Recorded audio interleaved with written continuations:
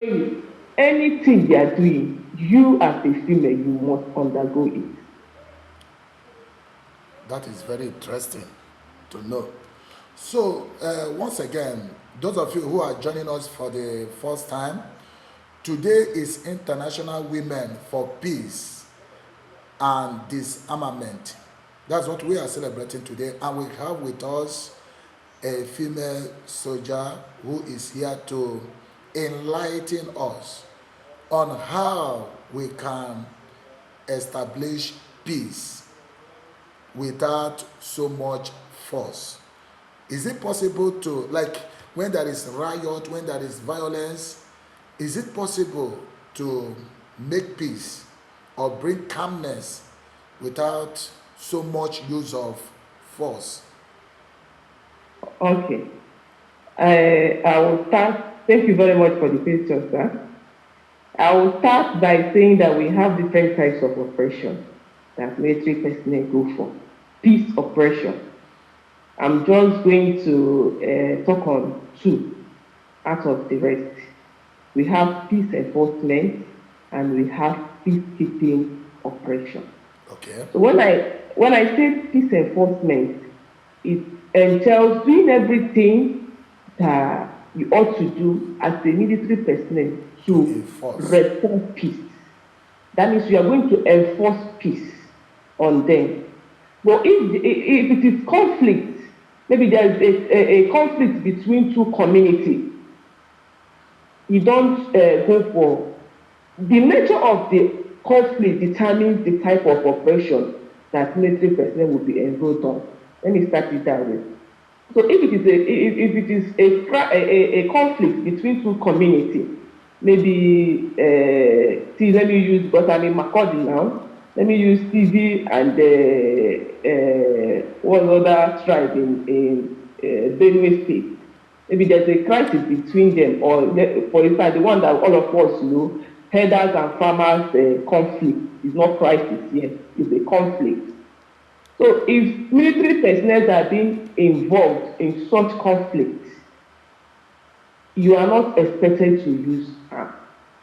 Rather, you will settle their conflict through dialogue. You can bring them to a round table and discuss it. Okay, this one, your interest is the farm. Because all of them have one interest. Before any conflict or any crisis, there must be a common interest. So between the herders and the farmers, their interest is the farm. The farmers want to farm on their land, and the herders also need that land for their cattle to graze on. So you can bring them on a round table. Okay, since this is the problem, as a military personnel, you have the authority, or even the government have a portion of land in every state. You understand? You can go ahead to go and meet the governor of that state to locate a land where those cattle rearers can take their cattle to, so that they can be grazing on that place, while the farmers can continue farming on their land. So in that way, you can settle Dispute. the quarrel or the argument that has raised between two of them. But when we talk of, I think I've answered the question, sir. You have answered the question, and the example you gave is just a typical example.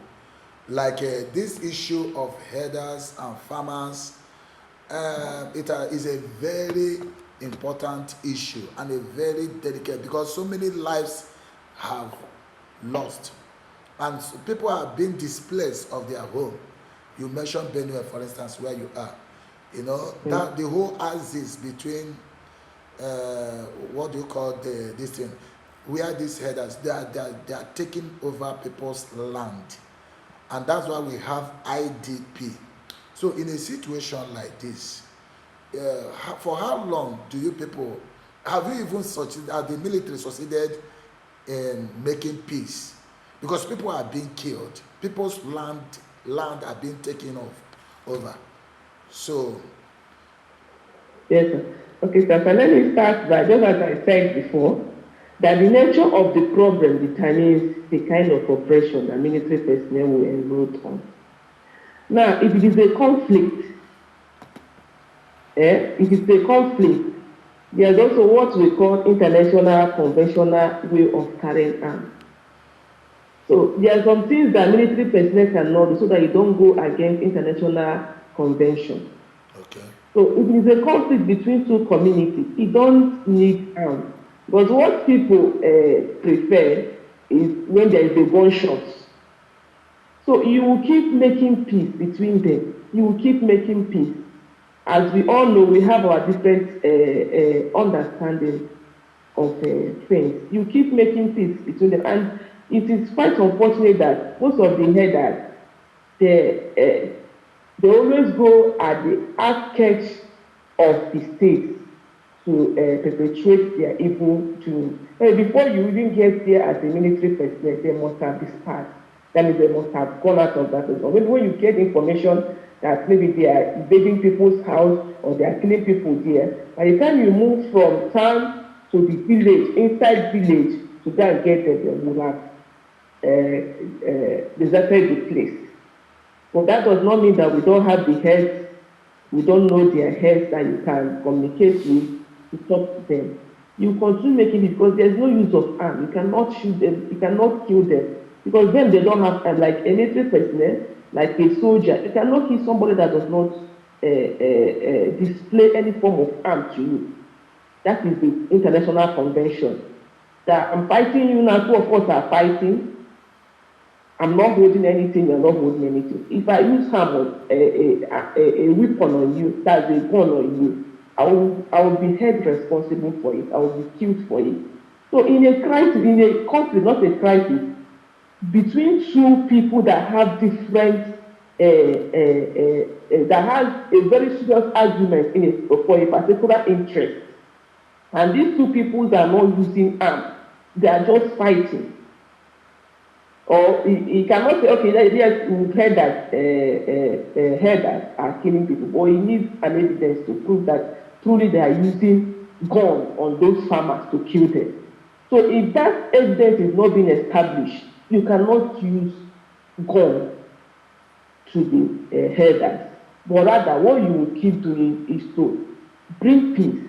That you continue talking to them, you continue talking to them to see if they will really understand the need of not killing one another. Yes. There's something you suggested, which I believe will bring a lasting solution to this problem. The Okay. government creating a cattle ranch Yes. where these herders could, so that because farmers, you know what it means? We are encouraging people to go into farming and they are not feeling secured and their farm produce are being destroyed by these cattle. If put yourself in the shoe of the farmers, so the farmers have to be protected, and then I don't know, like in Benue, has that worked out? Creating a cattle ranch, have they started practicing it? Yes, sir, to some extent, to some part of it, because Benue State is somehow big, though I've not been involved in any operation in Benue State because I just am not up to 5 minutes that I've been posted to Benue State. So I cannot really tell more about the operation. Because I know that there are some places in Benue State that such has been created. Yes, Okay, they sir. have created cattle ranch. Yes, sir. Yes, sir. Yeah, that is a good one. That is a good one. Now, when they say two elephant fight, it is always the grass that Okay. suffers. So, the tension, do you notice any tension between the the people now? The order you give, like the government gives order, the people, and so in terms of, Hello, the, sir. Say again, sir. I said, like, when two elephants fight, it is always the grass that suffers. Okay. Assuming now you make difference, you mentioned that there is difference between peacekeeping and then enforcement of peace. There are two different things. Okay? Yes, sir. Now, when you are given an order, for instance, now to go to your village to enforce peace, How do you handle that as a military personnel? So that's what I'm Your saying. It village. depends on the situation on ground. You cannot just go and start enforcing peace because peace enforcement entails the use of arms. Arms, yes, that's what I But mean. that means if there's a need for you to fire, you will fire. If there's a need for you to kill somebody, just to ensure that that peace is there, you kill. But in Benue State conflict, I don't think you can involve the use of arms because the people in question that are fighting, none of them are using arms against each other. The only thing you can do for them is to go into dialogue, keep talking to them. But what of a situation where the dialogue is not working? Because we are not seeing any result in that case of Benue. If that was I say that if you try to use arm on any of the parties, you go against international conventional way of use of arms. You go against it because why I say so, we are in a very digital era now, where everybody has phone, has camera. Even though you are trying to do the right thing, you are trying to maybe take away one soul in order to save several souls. People are capturing you. They will capture it, and before you know it, they take it to social media. And from there, Nigeria will go in for it. Okay, let's take a question from United States of America. Our sister Augustina is asking, I would like to know whether the military personnel actually dialogue with the community members in times of crisis. Yes, sir. Let me just say, crisis. The word crisis is a very big word. That's why I don't want to use it. Because when you say crisis, you are talking about two countries. You are talking about, as a that I'm using military terms of crisis. That's the way I'm looking at it. You are talking about two countries that are conflicting already about a common interest, just like what is happening in Israel and Ukraine. But when you talk of conflict, you bring it down to ethnic groups, two different ethnic groups that are into serious arguments, serious quarrel, serious disagreements. It can even lead to fight because of one common thing, just as I said before, herders and farmers. The common interest is the land. So, sir, to answer the question, we do go into negotiation. We do, except if it is crisis, when you know the two parties are already using arms, they are already firing each other. So if you go for that operation, you are not going for peacekeeping, but you are going for peace enforcement. That means it will involve the use of arms, firearms. Okay. Yes, sir. So I don't know if that answers your question, Sister Augustina from America. So if any other person have questions to ask, please feel free. Today is May 24th. We are celebrating International Women's Day for Peace and Disarmament. So that's what we are celebrating today. And our sister is here. She's doing a justice to this topic. I think she's the right person because if you watch, she's for peace. Okay, even areas where we, like myself, being a man of God, at times I feel that the military are not doing enough in the case of Benue. You know, how can somebody be, for instance, you are living in your country and we are talking about IDP, you are not settled in your home. These people that are living in IDP, how can we settle them back to their ancestral land?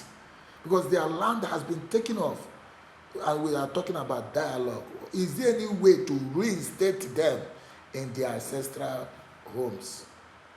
Yes, sir. There is always a way in everything that we do, sir. And Thank also you for the protect them. question. Yes, sir. There's always a way.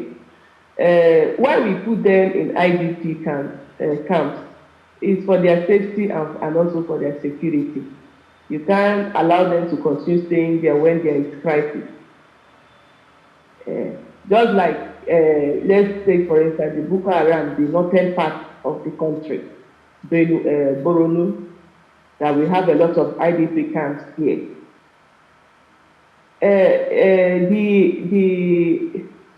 what's it called? The conflict that is going on there, just as I said, I cannot say crisis. They have not been identified as terrorists. Yes, it's even now this year that they are being classified as terrorists. So if you can find a group of people as terrorists, that's when you use arms on them. You can fire them. But if that has not been ascertained, there's no way you can use arms on an individual. I keep saying it, on an individual, even though they are killing themselves. Their death, the result of their death was not as a result of one of the parties using arm on the other person, but rather they were fighting with their hands, or they used maybe wood on one other person because nobody is there and hit the other person and the person died. As a military person, you cannot go and kill that person with gun. No, it is not allowed. If you try that, you are going against international conventional way of using arms. Rather, if you are able to get those criminals, if you are able to capture them, you take them into custody. From custody, you move them down to civil police for their punishment. They will punish them. They will place them on, array them for courts. From there, their punishment will be placed on them. That is the only thing a military personnel can do. To capture them, you take them into custody. But you don't have the right to kill them because they are not using equal strength with you to fight you. Even if they are fighting you as a military personnel, as a soldier, you see a civilian fighting you as a soldier. Maybe the person is approaching you. You cannot go ahead and kill the person, but rather you can release a warning shot. That warning shot will scare the person because he's not using equal arms with you. You cannot fire him, but rather you release shot on the air that if you come close, the tendency of killing you is there. So that shot will scare the individual because it's a bloody civilian. He has not undergone any training. The strength is not there. You see him running away, but you cannot point that gun on him and fire him. So the only way we can bring those people that have been deprived of their home, we keep fighting, we keep negotiating until we come to an agreement whereby two parties will be settled. Everybody will agree, okay, you will go to your home, this one will go to, that is the only way they will go back to your home. If that is not being established, there's no way you can return them to a place where you know that there is already problem, that the tendency of killing them if you return them there is there. But we will keep fighting those terrorists, we keep making negotiations with the other parties that are not using arms until we come to a conclusive agreement. But you, in the process of not, in trying not to use arm, are you aware that so many soldiers have lost their lives? Like Yes. what happened? Is it in Delta? About how many soldiers were killed in soldiers who went for peacekeeping? Yes, sir. So Yes, sir. All of us, we all know we are being employed as a soldier to save and secure the nation. So as a soldier, you can die at any time. You can lay your head for the nation because that is what they are being employed to do. So in the course of trying to make peace between two people and you lost your life, that means you have sacrificed your life for the nation because that is what you are being enrolled into. Like a soldier, before you enter, the very first thing they will tell you is that you don't owe your life. Your life belongs to the nation. So whatever that you see, we don't pray for it. Nobody prays to die. But in the course of trying to bring peace and one lost his soul, there's nothing you can do. That will not stop the other soldiers from trying to make peace. You continue making that peace. You have made it your life for the nation, and that is what you signed. That is why every 15th of every month we celebrate our heroes, those that died in the course of trying to settle peace, or the course of trying to bring peace between two ethnic group or between two nations. And we have a lot of them in Nigeria. We have a lot of them we in have Nigeria. lost a lot of soldiers. But now, it's good. Thank you for that. The sacrifice we appreciate. But is there any way to protect them? You people, as you are protecting others, you equally need to be protected. How do you protect yourselves? Okay, sir. Yes, sir. That is why before you are being given arm, you go for training. It depends on the type of training that you go for.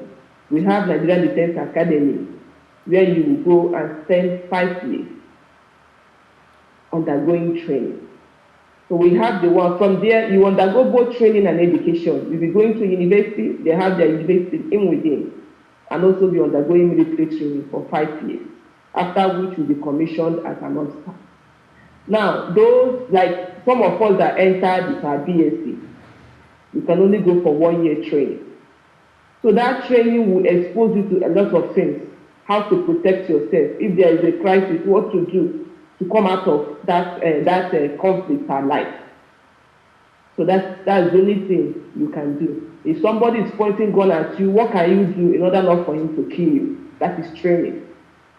So we keep going for training, even as an officer, even as you are rising in rank, you keep going for training, just to upgrade yourself. Yes, sir, that's the meaning, sir. Self-defense, in a Yes, way. sir. Okay, you learn how to, that is self-defense. Yes, sir. Now, there's this term they call accidental discharge. What can you say about accidental discharge? As the word entails, accidental discharge is something that happens unknowingly. It's not that it is intentional. It can maybe, when you use, I know where you're heading to, thieves engulfed, for example, a bank. Now in that bank, the thieves are shooting.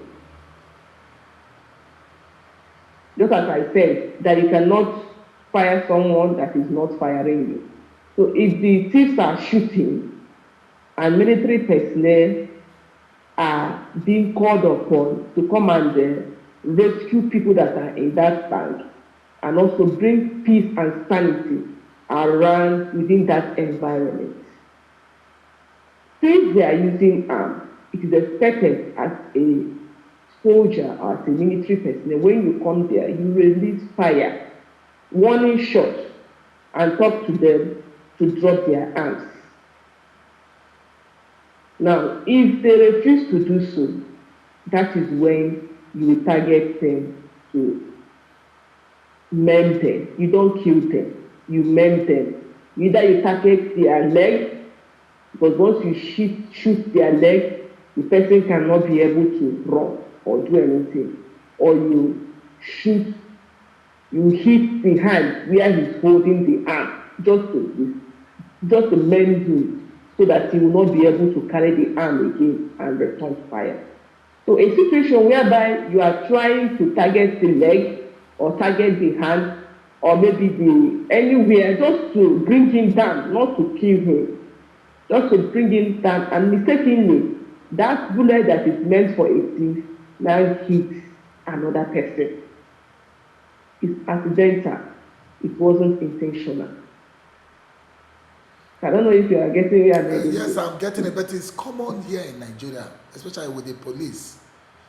Yes, police are not military. They don't undergo the same training. Like soldiers, you don't release, as a soldier, you don't just release bullets because you are holding gun.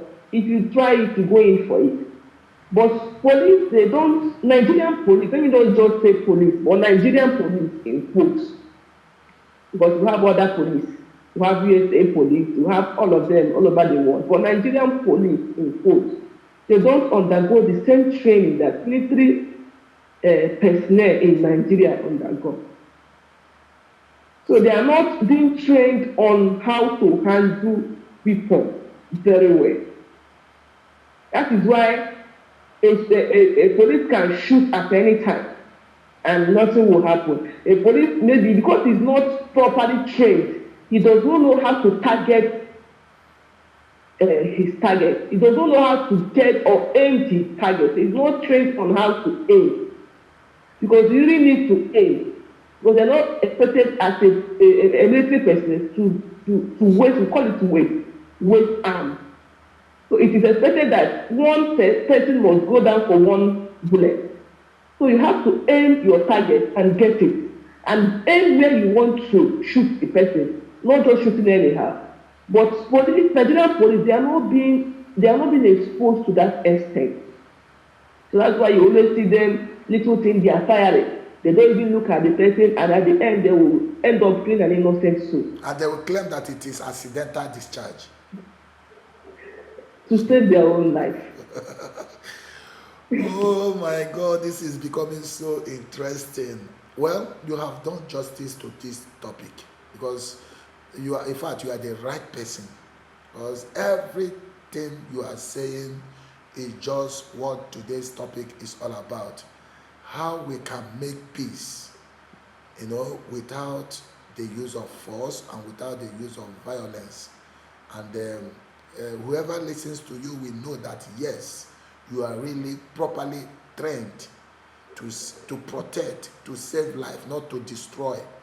Okay. Now, on a personal note, somebody is asking from UK. Bernadette again is asking from UK. Do they transfer women soldiers as the men, and how does it affect their families? Okay. Let me start it this way. Before a female being enrolled into military, one, you are not going to, you must be a single female. That is to say, you will not be a married woman. Seriously? That is, yes, we have age brackets. For soldiers, that's airmen. Air Force, we call them airmen. While Army, they call them soldiers. That is those that entered using their YX certificate. Now, we have age brackets that if you pass that age, you will not be enrolled into the military. For them, it is from 18 years to 22 years. So if you are above 22 years before that enlistment, you will not be taken. Now, for officers, it is between from 22 years to 30 years. So if you are above that bracket, you will not be enrolled into the military. And as an officer, a female officer, if you want to join, you are not expected to marry at that period. You must be a single officer, because expected at the age of 25 years, you are just coming out from university. That's if you enter early, based on Nigeria academic calendar. Though some parents now are trying to maneuver it now that you see a child of 16 years already out of secondary school. But if you follow standard Nigeria academic standard, a child is expected to come out from secondary school at the age of 18, 19 years. You now struggle to get admission and the rest. Maybe if you are lucky, you'll be at the age of, let's say, 25, 26 years as a graduate. So at that age, I don't think a female, a lady is thinking about settling down. Rather, she's thinking about what can she do to better her life.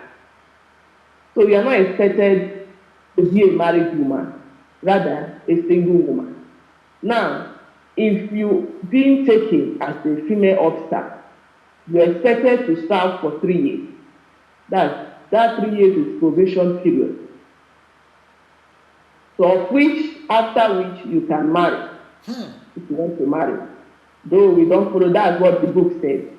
Now, as a female officer, they give us this privilege that if you marry, you should try to make sure that your husband is located, or where the location of your husband is close to military environment. So if you get married today, you are into the service already, and you married, and the service is already aware that you're a married woman, you have the right to apply for transfer. We call it posting.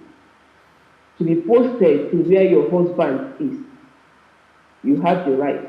And if you apply for it, you will be posted to the state where your husband is. Or if there is no any military establishment around that place, you can be posted to a state that is closer to where your husband is. Because military, as we say, we cherish relationship, we cherish marriage. We do that. Now, as a soldier, yes, it's in the book that you can be posted to where your husband is, but you cannot be here forever. In order to increase your efficiency, you have to move around. You have to go to other places. You have to go for training. So if you stay in one particular place, maybe for good 5 years of your life, you may end up not achieving more. So you can be posted to, let me not digress. You can be posted to where your husband is. Maybe you can stay for like 4 years, 5 years, or even 8, like my own, let me use myself as an example because I'm a married woman and I have kids. When I got married, I was posted to where my husband is, which is Lagos. And I stayed there for 8 good years. I was with him for 8 good years. I was just posted to Makurdi last year, December. Of which maybe if I start for like 2 years here, I can still start requesting for posting again, that transfer again back to where he is, if I wish. So as at now, your husband is where? My husband is in Lagos. And while you are serving at Makurdi, Benue State. Yes, so how are you finding it? Are you finding it easy? Even life itself is not easy. Nothing is easy. Nothing is easy in this life. If you want to make it in life, you have to struggle. So with God by my side, we are moving. We are coping. But there's that thing we call leave. You can go for leave. You can go for parties. Leave. You can apply for your leave, which is just normal working, government working methods. You can apply for your leave, that's 1 working day. To go and stay with your husband. You can also apply for part. That's 5 days or 7, highest maximum of 7 days. You go and see your husband or see your family and come back. You can do that. You are entitled as a senior personnel, not just senior personnel, as a soldier, to apply for your leave and for your parties anytime you need it. Okay. Oh, that is very interesting. My dear, it's not easy. It's really a sacrifice. It's not easy. And I pray that God will give you people the grace. It's not easy, honestly. I pity even your husband. I pity him. I mean, I don't have to pity you. That's what you are trained for. It's your husband that I have to pity. That bloody civilian who is like, and now we are entering rainy season. Imagine a man staying without a wife. May God protect you. I'm a wife, and I'm a wife and also a mother. The work I do ends in my office, not in my home. If I'm going home, I go home as a civilian. As a civilian, it makes sense. It makes sense. So now, if I dress up again, wear my uniform, I'm appearing again as a soldier. But once I come home, I remove that uniform. It's a good. I like that flexibility, and you need it. Now, what of your children? Your children, are they staying with you or with your husband? They are staying with me. Oh. It's always advisable for children to stay, especially when they are still small, to stay with the mother. They are staying with you, and you still have to do the military work with your children. Yes, I wake up every 5 o'clock, 5 a.m. in the morning, to prepare them for school. They go to school. When I finish preparing them for school, like their school bus comes here at 6:30 to pick them. Then once I finish that one, I will tidy the house, clean up everywhere, then dress up and go for my work. Somebody said it's not easy. Oh, now wow, it's not easy. Okay, there is a question. I don't know how you answer this.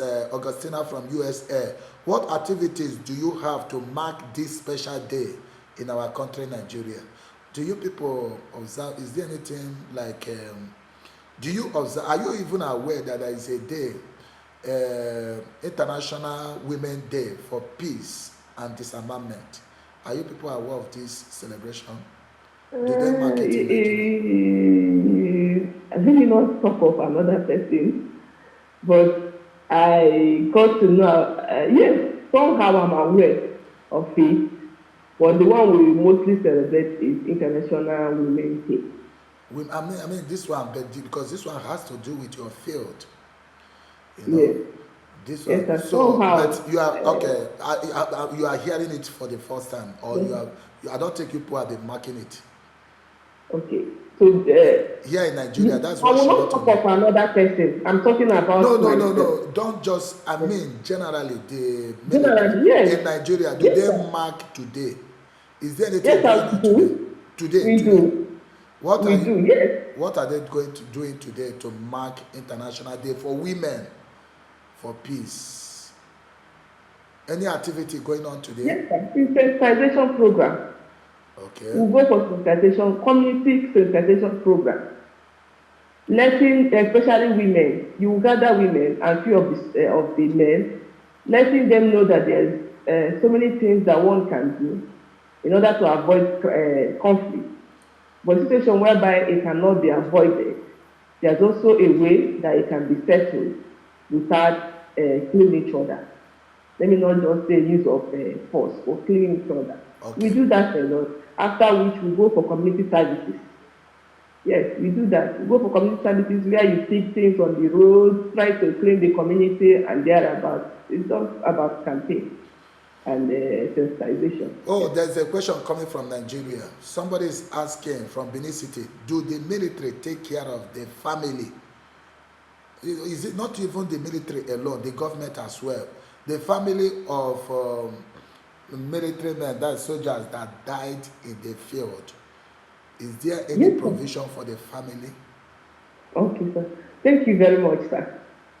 Sir, just as thank you very much for your question, sister. Military government is not because we are not military don't pay themselves, but rather government do that. Yes. For one to sacrifice oneself or for one to agree to sacrifice oneself, that means there must be something, an incentive that will be kept aside should in case something happens to this person and he loses his life, what happens to his family member? How will they cope? There is a package already for that. So if somebody dies, we call it dying in active service. There are some incentives, there are some things that will be given to the family members. Even if, and again, if the wife of that soldier or the husband of that soldier has interest of joining Air Force, that's creating employment for them, they can be allowed to join the military just to create employment. Or if you have certificates, there's also a provision that they will ask you what do you want to read, what do you want to do in life. So if you say maybe you have a certificate, you're already a graduate, maybe you read something medical, you can be employed to start working in the hospital. That's military hospital. Aside from that, there's also an incentive, something set aside by the government that if this person died in active service, that is trying to fight to stop peace, to bring security down to a particular environment. Maybe the process of doing that, the person lost his life. There are some things that is being set aside that will be given to the family. With that now, the wife, that the money, I don't want to use the money, I don't want to call money. The money that is being set aside will be given to the next of kin. We all know what next of kin is, somebody that you can call upon if there's any problem. Will be given to the next of kin. The next of kin is usually the wife or the children. That will be given to the family. She can use it to set up something that she will use to train these children. Now, apart from that again, the children of that deceased personnel, the soldier that died, will be given full scholarship up to their university, that's Nigerian university. If they are in nursery school and their father died, they will be enrolled into Nigerian Armed Forces School, be it Air Force, be it Army, be it Navy. We have primary school, we have secondary school. So those children will undergo Armed Forces School, primary school, secondary school, free of charge without paying. Now, when that child finish secondary school, the mother will now apply for scholarship into Nigerian university. Those children will pass through Nigerian university free of charge under scholarship. That's government scholarship, free of charge. And this is every soldier is entitled to this. Yes, yes, sir. No. Once you are married, you have children. You have like 4 children, maximum of 4. They will be catered for. Once the soldier is no longer there, they will be catered for. No wonder. And aside from going to school, giving them free scholarship, a certain huge amount of money will also be given to the next of kin, which is always the mother or the children. So the mother will also use that money to go into business, to start up something for herself, so that she can be able to see those children through in terms of feeding. Wonderful. We have learned a lot. So our viewers all over the world, I don't know what you have to say to Major Juliet for what she has shared with us. I don't know what you have to say to her. I'm sure myself, I'm even overwhelmed. I didn't know that this would have been a 30 minutes program, but it has lasted more than this because this is one area that we don't hear often. Most of what we have heard today, we are hearing them for the first time. So what do you have to say to her? And why that is coming on? Another question is coming. Do they have proper medical care for injured soldiers who get injured in the field? Do you have medical provision, medical care for soldiers who, wounded soldiers? Yes, sir. Yes, sir. Thank you very much for that question. In every, we call it unit. In every, let me not just use because most of you may not know unit. In every location where military is being established, there is always hospital. When I say hospital, well-equipped hospital. In fact, some civilians, they prefer to come into the military hospital establishment to get treated than going to government hospital. We have well-equipped hospital. Like myself, using myself as an example, I've never gone out of our hospital to go outside for medical treatment. So if you are being injured, maybe you are in an operation, you are being injured, they are being evacuated from that operation zone down to the nearest military hospital for proper treatment. They are being evacuated from that operation down to the nearest military hospital for proper treatment. For instance, they are in Boronu, they are fighting in Boronu. They will be evacuated immediately from that place to Yola, which is nearest to Boronu. Now, if there is a conflict in Makurdi, Benue State, where I am, and in the process, a soldier is being injured, immediately, evacuation team will move with their vehicle to that location and pick them down to the nearest military hospital establishment. If it is inside the bush and army is the one closer to that place, they will move them straight to army hospital for proper treatment. So they can move that person there. Once the person recovers himself small, they can be relocated straight to the person's service. So to answer that question, we have, using myself as an example, since I joined this service and I got married, I've not gone out of military hospital because I've been getting the debt. And my 3 children, I gave birth to them in military hospital. So we have a well-established hospital in every military establishment. Anastasia Esene, I am so excited. Thank you, sister. I am so grateful. Anastasia, that's from Edo State. Mama Grace, he said, thank you, sister, for the lecture. Thank you. Thank you, sister. Bernadette Ezeru is from United Kingdom. Well done, sister. You have done justice to the topic.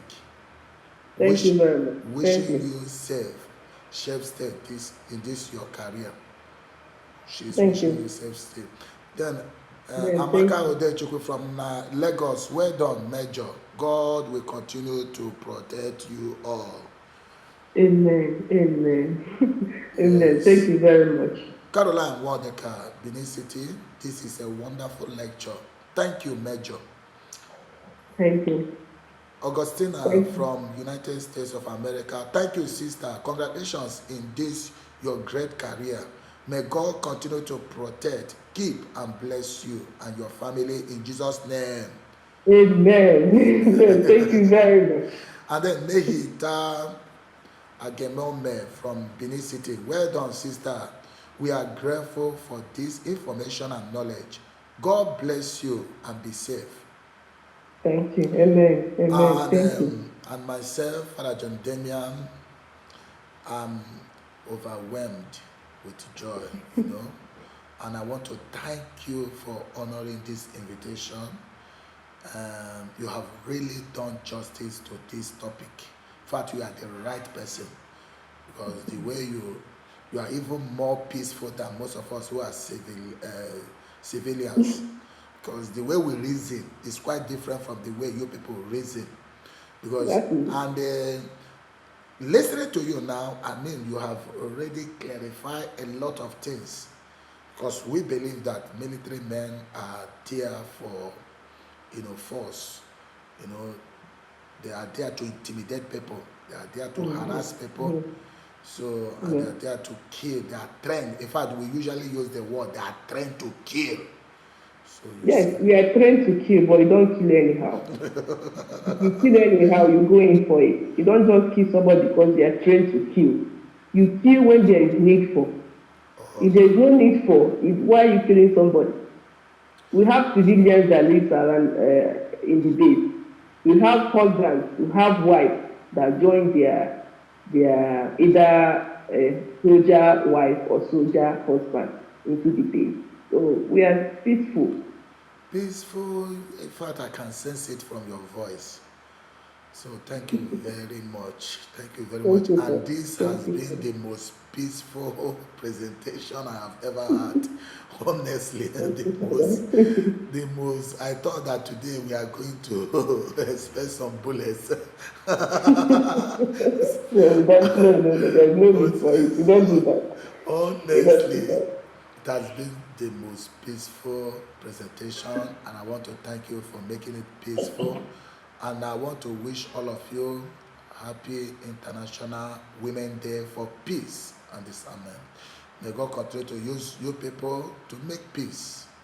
So thank you, I will pray for your protection. We will continue to pray for your protection, for the protection of the military personnel. May God continue to protect you all as you protecting people's life and properties. May the good Lord continue to protect you. So once again, thank you for honoring this invitation. Thank you very much, sir. Thank you. And viewers, thank you very much. Don't forget to share with your friends and well-wishers. They need to learn from this so that their mentality about military personnel will change. Kindly share this with your friends and well-wishers out there. So tomorrow we shall continue with our daily celebration. Till then, I remain your humble servant, Reverend Father John Damian Adizia. Shalom.